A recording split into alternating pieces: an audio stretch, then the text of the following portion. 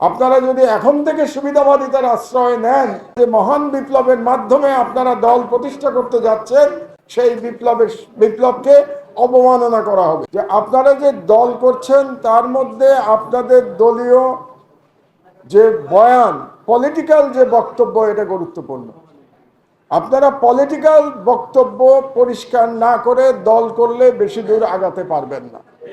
এবং এই যে দল করবেন, সেই দলের পলিটিক্যাল বক্তব্যে যে বয়ান, আপনাদের ন্যারেটিভ থাকবে, সেখানে কোনো সুবিধাবাদিতার আশ্রয় নেওয়ার সুযোগ নাই।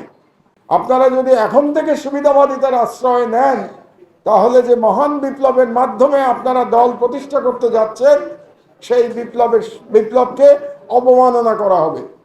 দুর্ভাগ্যজনকভাবে আমি দেখতে পাচ্ছি যে নতুন দল হওয়ার পর থেকে সেই দলের নেতাদের বক্তব্য বিবৃতির মধ্যে আমি প্রাসঙ্গিকতার অভাব দেখতে পাচ্ছি।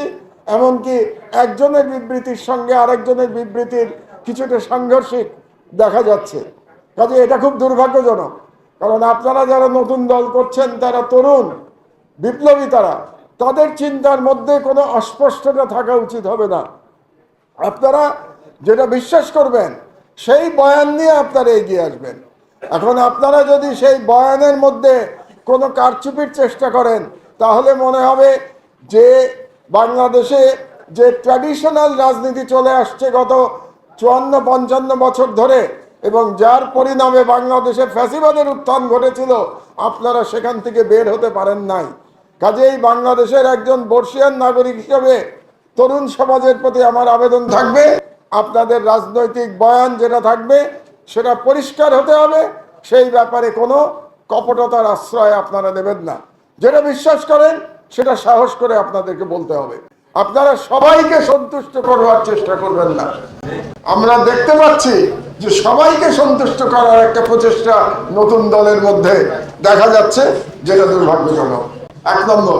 2 নম্বর, আমরা রাষ্ট্রের সংস্কারের কথা বলছি। গত 7 মাস ধরে সংস্কারের কথা বলা হচ্ছে।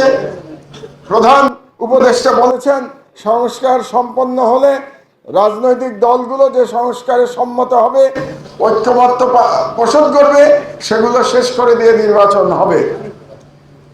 খুব ভালো কথা। রাষ্ট্রের সংস্কার হলো, রাজনৈতিক দলের সংস্কারের খবর কি?